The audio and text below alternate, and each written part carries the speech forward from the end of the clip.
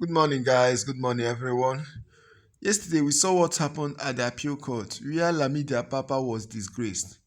Today, the campaign DG of Labour Party, has come to clarify some issues on Arise TV. Please watch him. Subscribe to the channel if you are new. Like this video, please. Good. Good to see you. Thank you for coming in. Thank you very much. So that internecine war taking place inside the Labour Party now bubbling onto the surface in court. I mean, tell us what happened. Well, they are agent provocators, so they seek every opportunity to, make a crisis, make a fuss.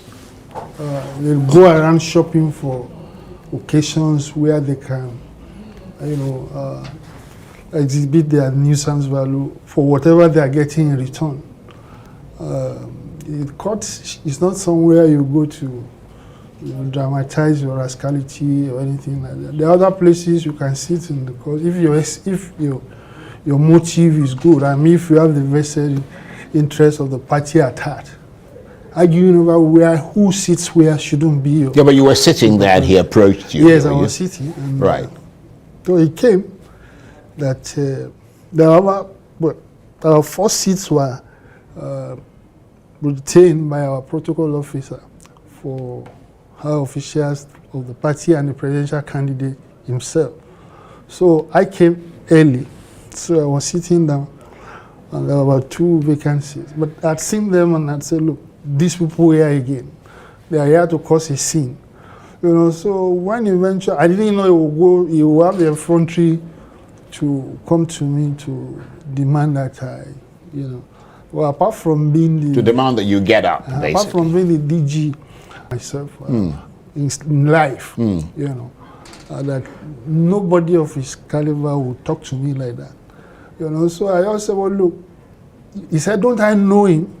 So he said, I know him. And I said, well, if you are obsessed with whether I know you or not, that itself smacks of inferiority complex. I don't know you. Look, we are going around for the presidential campaign for months. You are nowhere to be found. How will I know you? The only way I know you was the nuisance you have been causing all over the place, in the news. So please, let me be. But of course, they wanted to cause a scene. They did. They did cause a scene, and eventually the chief security officer of the chambers, came and then, shooed them somewhere to go and see that. But of course, they are paid for the day. But they didn't then bargain. I was also surprised that people were waiting for him and his confederates, outside the place, and young boys roughing them up and remove his, and it looks like Babalawo, so they are shouting Babalawo only. So I think we would think twice before. We have another one on Friday, so I think they would think twice before he shows up there again. Right. So has today's clash in court between you and Lamidi Apapa widened that crack in the Labour Party? Is it now beyond sort of reconciliation? Look, they have nuisance value. There's nothing factional or anything. Look, they have no consequence, to the progress of the party. They only hit a jackpot, that somebody finds them useful for nuisance value. Somebody who wants to give the impression of fomenting crisis in Labour Party to make the party look controversial, and something like that. They are serving that purpose. So it pays them to do so. I mean, you ask them, where do they got the money that they used to be flying around, and so on and so forth. It must be coming from somewhere. They don't look to me as somebody who can afford a flight ticket from Lagos. Yeah, but you have to admit that it seems almost perverse that this took place inside a courtroom where you, as a party, are trying to convince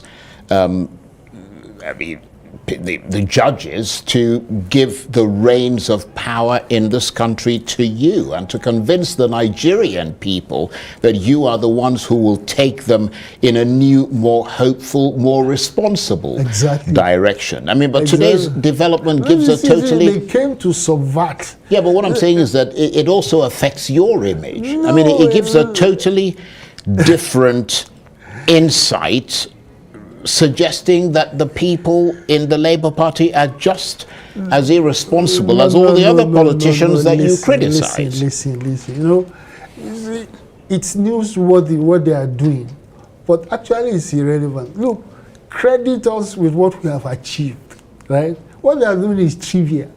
Is with some naughty people, like kids, you know, stealing. Look at what the party achieved. Even with the compromise next results in the election, that's what you should measure it with, not with these people. People, they are just being useful to somebody who wants to, they are agent provocators. Right. And then they'll give the impression, precisely the impression you are giving. Well, it's a non-starter. They have no consequence. Look, after the conclusion of the court case, they will fizzle out. The person who is using them will find no use for them again. So, I mean, that is the reality of... call them and ask each and any of what is the contribution they've made towards the progress of the party. Did they support any of the candidates, from the presidential candidate down the ballot, anywhere? I don't know him. But he was so... He keeps saying around that they know me. Why should you be obsessed with people knowing you? Yeah, but they've obviously taken the focus away from where you want it to be. And the focus of this interview has become your squabbles with them. People are not stupid. As a matter of fact, you know, it generates more sympathy, the anger. People are provoked that they are allowing themselves to be used, you know, to doing what they are doing. Anyway, let's move away from that briefly. And beyond sort of the altercations, just tell us more about what happened in court today with regard to the Labour Party's legal challenge to the results of the presidential election. Well, you know, the APC was trying what they will call filibuster. You know, in other words, obstructing the progress of the case. That's what I understood it for, you know, like things they were supposed to have given to cancer for over a week or 2 weeks. They are just bringing them maybe today or the day before yesterday. Just a strategy of, you know, making the thing protracted. Right. So it meant that you had to adjourn again. So the judge had to seize the initiative because he too saw it that way. Right. By Friday, you know, if you don't bring it, it's going to go ahead and deliver a judgment, you know, that he sees fit. So we're going back there on Friday. Right. So as the inauguration day, because I mean that's something that is moving inexorably closer, as the inauguration day draws near, I mean, what's the mood in your sort of campaign council and the Labour Party? I mean, we know that we just heard that Anthony Blinken, the U.S. Secretary of State, was phoning up Tinubu and his people to discuss, you know, strengthening relations. Listen, you know, that is their own. See, America has its own perspective, you know, about what is going on in Nigeria. But you see, the fact that it was the Secretary of State that was calling him itself is not a very good indication. It's not to be from the president. Right? So, no, people shouldn't get excited about. But look, America and Britain, you see, these people are masters of ambiguity. They don't share the same interest about saying, look, things must be done properly. They are interested in stability, you know. Like, look, just whichever way you find yourself as you win, let's leave it like that. You know, we don't want any problem here.